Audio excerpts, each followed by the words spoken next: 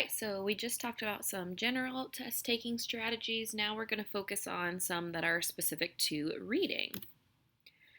So, different kinds of tests require different strategies. Like we said, we went over some general ones, but there are some specific things to do when you're reading. And some of these we've already talked about in class before, especially when we're talking about cold reads. Um, but there are two that really are kind of the best, especially when we're thinking about a standardized test or a test like iLearn. First one is previewing the answers.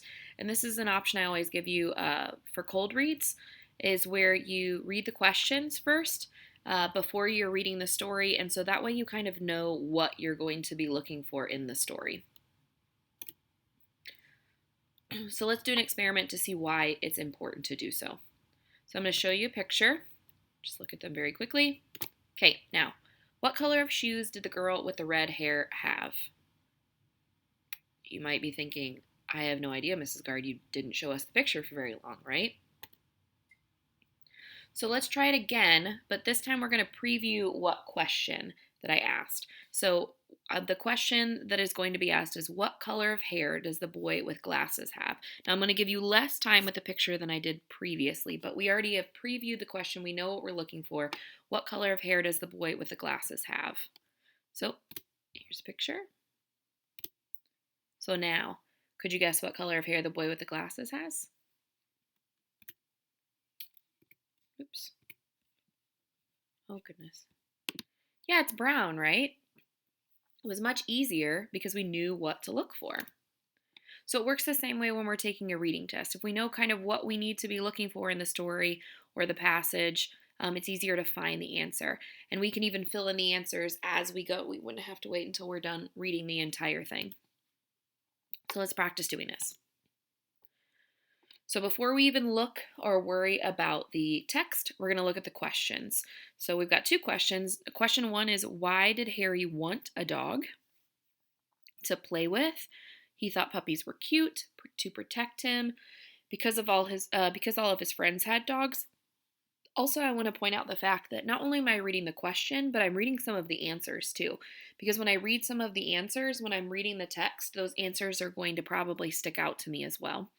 And then what does ruthless mean? Does it mean nice, lazy, friendly, or cruel? And reading what does this mean knows I'm going to be listening for that word ruthless. So we've previewed the questions. Let's go ahead and move on. We're going to look at the text now. So we're going to read the story and try to keep in mind the questions that we're going to answer when we get finished. So Harry wanted a dog, but not for the reason most of his friends wanted. His friends wanted dogs because they thought puppies were cute, or they could play with them, or so they would have someone for company. But Harry wanted a dog for one reason, and only one reason, to protect him on the way to school. Why? Well, because of another dog, a big, scary, ruthless dog. Harry's route to school went right past past a dog almost as big as him, and every day it barked and growled and jumped on the fence to get Harry. He noticed the dog's chain was old and rusty, and he was worried one day that the chain would snap altogether and the dog would finally attack Harry. Harry knew he could beat the dog if ever did escape and go after him, so he thought the best solution was to protect him. He wanted to get his own dog, a dog even bigger than the one on the way to school. Now he just had to convince his parents to get him one. Now, I will say I wouldn't have had to have read that entire passage because the questions that we're looking for happen in the first two paragraphs. But sometimes it's good just to get the rest of the context of the passage. But we could have stopped and answered some of these questions. So let's think about the questions now. So, why did Harry want a dog? Yeah, he wanted it to protect him. So to play with, because he thought they were cute. Those were all reasons that his friends wanted dogs, right? But not the reason that Harry wanted the dog. What about the word ruthless? They talked about the dog that he went past that he was kind of scared of, that was ruthless. We could even think of some of those general test taking tips. We know that nice wouldn't work, right? So we could even cross that one out. Friendly, same thing. If he's talking about the dog was mean and he was scared of him, nice and friendly probably wouldn't be words that that would make sense. So we have lazy and cruel left over. So which one do you think it is? Yeah, cruel, right? Good. So that's one tip, is to preview the questions. The other one is to summarize. And we've practiced summarizing, we've talked about summarizing before. And essentially, it's just to stop and ask yourself, what did I just read? To make sense of what you read. Sometimes, I'm sure we've all done this before, where you're reading and you get to the end of the page and you stop and think, oh my goodness, I wasn't paying attention at all. I was just reading the words. I wasn't thinking about it at the same time. So allowing yourself to stop and summarize what you've noticed, it helps your brain remember what you're reading better. When you give yourself kind of breaks in between, it also is essentially like getting the information twice.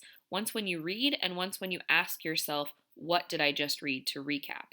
So it gives you the opportunity to go over the information more than once, especially when you're reading something that's multiple pages.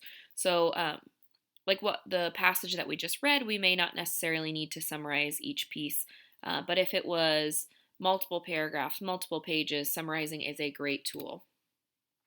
So it's not as hard as it sounds. Every couple paragraphs, you just retell the story in your head, the main points of what you read. It just takes a couple minutes and then you continue reading. So you don't have to go into great detail. Essentially, you're just saying, all right, what's the big points that were covered in what I just read? So, okay, I've read a couple of paragraphs. Now let's see, I can remember what I read. Just quickly say the most important parts. Later, when you need to answer questions, you'll be able to remember what you read much more easy if you didn't summarize. Like we said, and the big thing is helping yourself remember because you are getting the information more than once. So let's practice doing this. Remember, a summary is very short. It doesn't include a lot of details. It's mostly just the main points. So let's read this paragraph and see if we can choose a summary that would make the most sense. Nick was going to visit his grandma for the summer. He was nervous about going because he'd never been away from his parents before. He worried he might get homesick. He worried he might get bored. He worried he might miss his friends too much. But whether or not he was worried, he still had to go, and soon. He packed his clothes, some games, and his favorite books. Tomorrow his grandma would pick him up. So, just by looking at these three summaries, I'm going to tell you that the middle one for sure is probably not the best summary, mostly because it looks like it's almost as many sentences as the actual paragraph. So that's definitely not a summary if it's almost as long as the original paragraph. Honestly, when we talk about a paragraph really could probably just be summed up in one sentence. So we've got two sentences here that could potentially be our summary. So let's read those. Nick packed his favorite books, and Nick was worried about visiting his grandma. Which one of those makes the most sense to sum up the paragraph, what the most important idea or message from the paragraph would be? Yeah, he was worried about visiting his grandma, right? Now, when we go back and think, okay, what did we read? And we say he was worried about visiting his grandma. When we're answering questions, that's going to be much easier than having to pick through this entire paragraph. And if we've said that out loud or thought that Nick was worried about visiting his grandma, we don't have to go back through and dig unless they're asking us for details. We don't have to go back through and dig through the paragraph.